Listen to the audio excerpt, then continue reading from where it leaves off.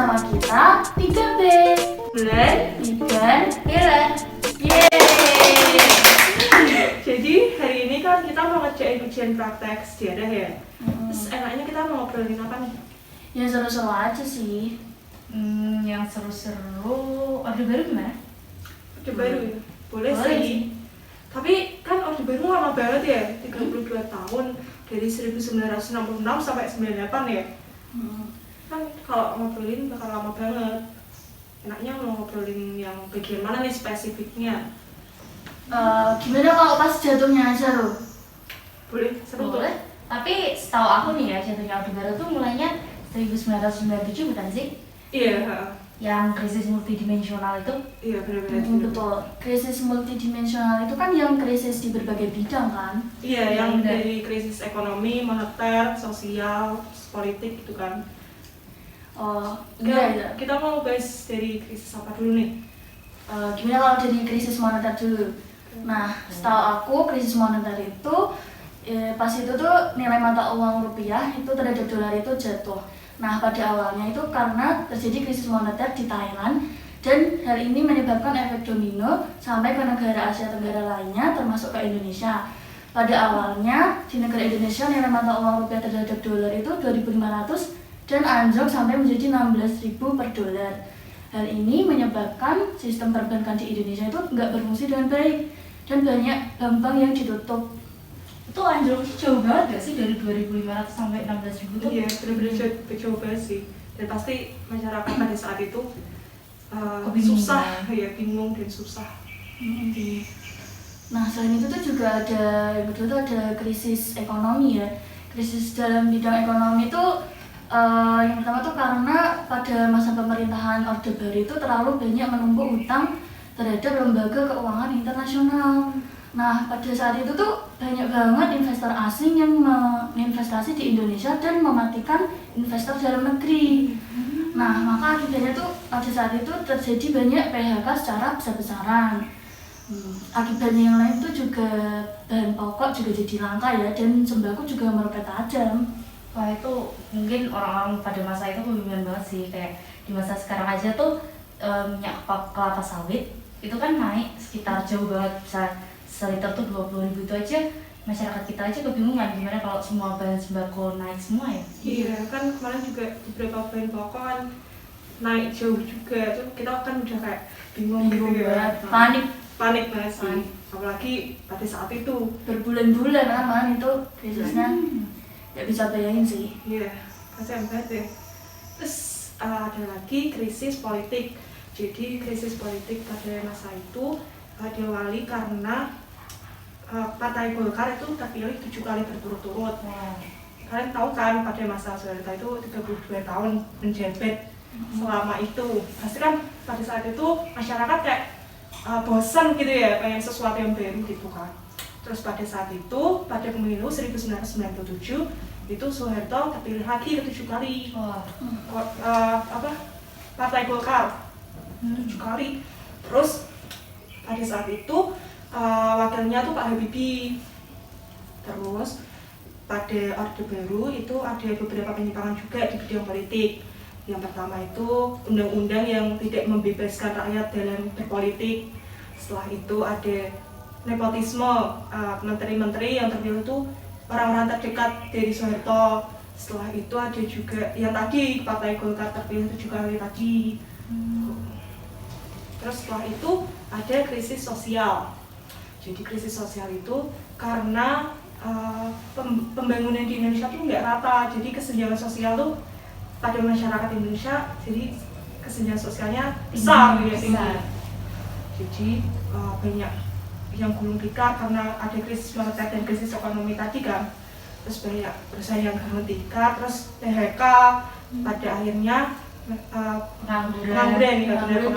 Pasti kriminalitasnya Ya, pasti jadi sih. tinggi kan Iya. ya. Karena menganggur terus jadi kriminalitasnya otomatis tinggi. Setelah itu ada juga kerusuhan kan. Oh iya, itu kerusuhan yang terkenal banget itu kan. Iya. Iya. Sampai sekarang tuh kayak masih membekas gitu deh, bekas yang banget. penjara terhadap etnis Tionghoa kan. Jadi itu tuh karena rakyat Indonesia merasa cemburu dan iri gitu ya, karena pada saat itu kan terlalu mendominasi ya Tionghoa dalam ekonomi khususnya. Jadi rakyat Indonesia Belitung itu cemburu gitulah ya, terus akhirnya menjarah dan kerusuhan 98 itu kan terkenal banget, sampai banyak korban jiwa dan kehilangan harta benda. Parah banget dong, sampai ada korban jiwanya juga. Iya, makanya itu terkenal banget, yang berkas banget kan. Semua orang tahu sih kayaknya itu peristiwa 98 tuh Selalu dibahas di mana-mana ya. Kalau sampai kita sekarang. pun belum lahir tuh udah tahu. Udah tahu. Nah terus selanjutnya tuh karena banyaknya krisis tadi tuh ada juga yang namanya krisis hukum. Krisis hukum itu karena Soeharto itu memonopoli pemerintahan, terus juga nggak adanya supremasi hukum kan. Jadi tuh hakim tuh dianggap dewa. Jadi apa yang dibilang hakim itu tuh udah paten gitu kan. Dan terus tuh karena hal itu tuh banyak banget kasus di mana orang yang salah itu tuh nggak dihukum, terus orang yang bersalah malah dipenjara. Nah itu kan nggak adil banget kan pemerintahannya. Nah kan itu kan tadi kan dari krisis moneter sampai hukum ya, itu kan banyak banget krisisnya. Karena banyak banget itu, maka timbullah krisis kepercayaan pada pemerintahan, khususnya Presiden Soeharto. Terus tuh selain itu juga karena merebaknya KKN, korupsi, kolusi, nepotisme. Nah karena itu kan, karena dari krisis moneter hingga krisis kepercayaan itu, masyarakat tuh menuntut adanya reformasi untuk memperbaiki sistem pemerintahan di Indonesia. Kalau kita pada masa itu juga bakal menuntut juga sih ya, karena Yes. krisisnya banyak banget dari hukum, ekonomi, moneter itu krisisnya tuh udah kompleks gitu ya. kompleks banget, kayak ya Harus ada perubahan benar-benar gitu. gitu sih. Makanya masyarakat pada masa itu menuntut reformasi.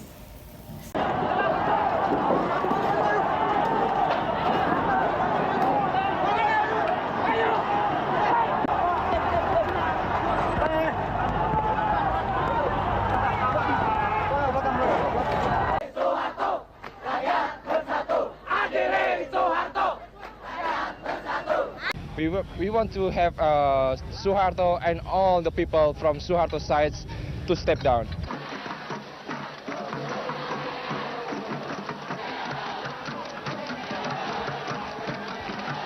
Nah, masyarakat menuntut adanya reformasi ini melalui aksi-aksi demonstrasi.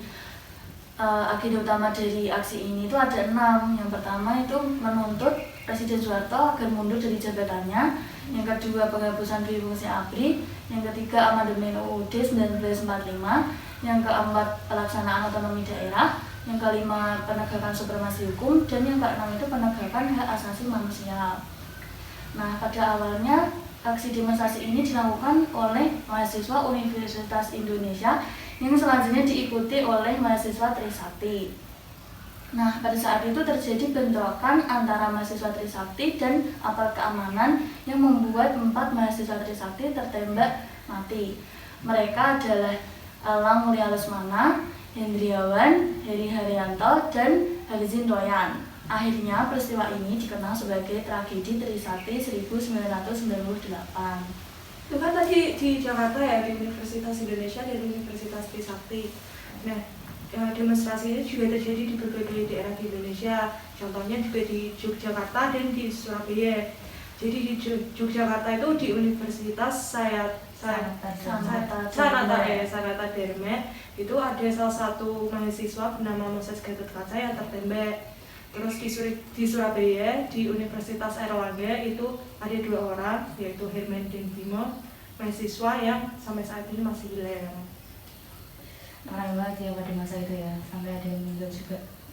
Iya, pas waktu Indonesia pas geni-geninya kacaunya itu Pak Soeharto kemana sih? Jadi Pak Soeharto tuh pada saat itu masih menghadiri konferensi di Kairo, Mesir. Nah, setelah menghadiri, sepulangnya itu Pak Soeharto langsung menemui Pak Habibie dan beberapa petinggi negara. Mereka melakukan pertemuan dan Pak Soeharto meminta laporan perkembangan tanah air, perkembangan situasi tanah air pada saat itu. Kan waktu itu setelah Pak Harto itu melakukan perundingan kepada sama pejabat negara sama Pak BJP juga. Nah di hari selanjutnya itu Ketua DPR Pak Harmoko itu datang menemui Pak Soeharto. Pak DPR itu mewakili rakyat memberikan 3 tuntutan, 3 poin utama tuntutan. Yang pertama itu meminta reformasi total, yang kedua tuntutan rakyat untuk Soeharto mundur, dan yang ketiga mendesak didirikannya sidang MPR.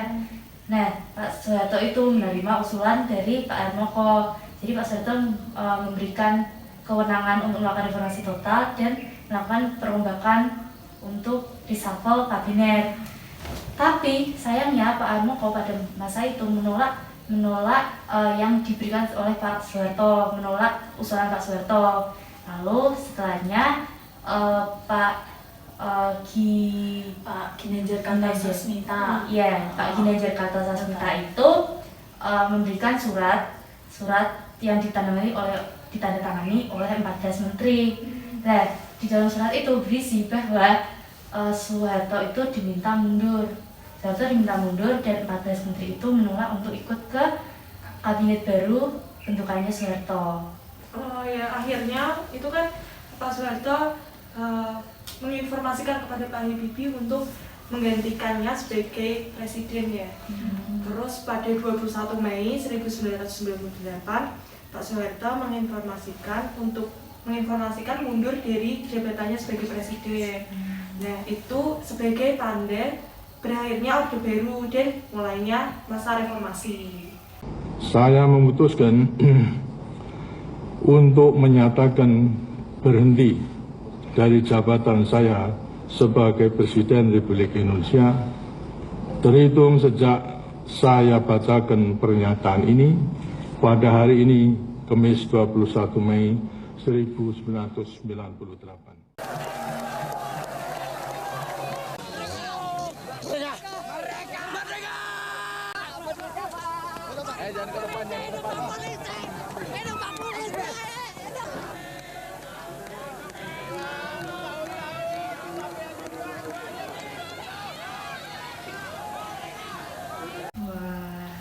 Ternyata perjuangannya tuh berat banget ya sampai di titik ini. Iya, berat.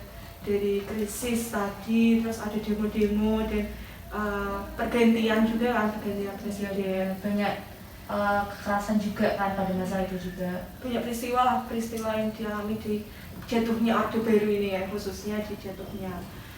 Ya, seharusnya kita bersyukur ya udah sampai masa sekarang. Ya semoga sih peristiwa yang lalu-lalu tuh nggak keulang lagi sih. Oke, amin banget sih. Takut lah.